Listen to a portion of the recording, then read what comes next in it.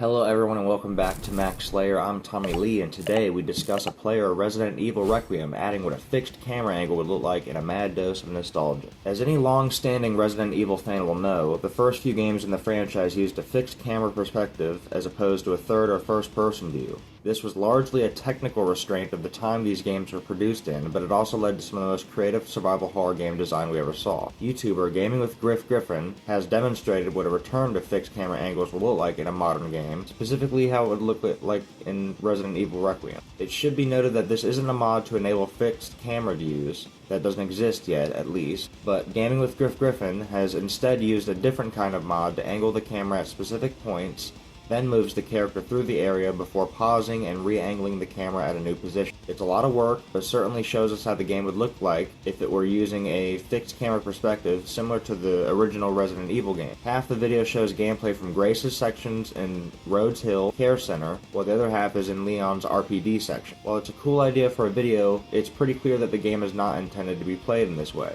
For starters, there comes a point in Grace's part of the video where the player becomes swarmed by zombies and cannot aim their gun at the horde. Instead, the player ends up shooting downwards, completely missing their shots, and then getting killed. Griffin doesn't show off any combat when playing as Leon, but considering those parts of the game are far more action-oriented, I can't imagine it playing well with fixed camera angles, and that may be why the footage was omitted from the video. Still, it does leave some wanting a future Resident Evil game with fixed camera angles. If built from scratch with this in mind, Capcom would certainly make a decent spin-off game that returns to the spirit of the original games with features like this. What do you all think? Do you want to see the next Resident Evil game make a return to form and use fixed camera angles? Or do you prefer how they're made now? Let me know in the comments and like and subscribe for more content. I'll see you in the next video.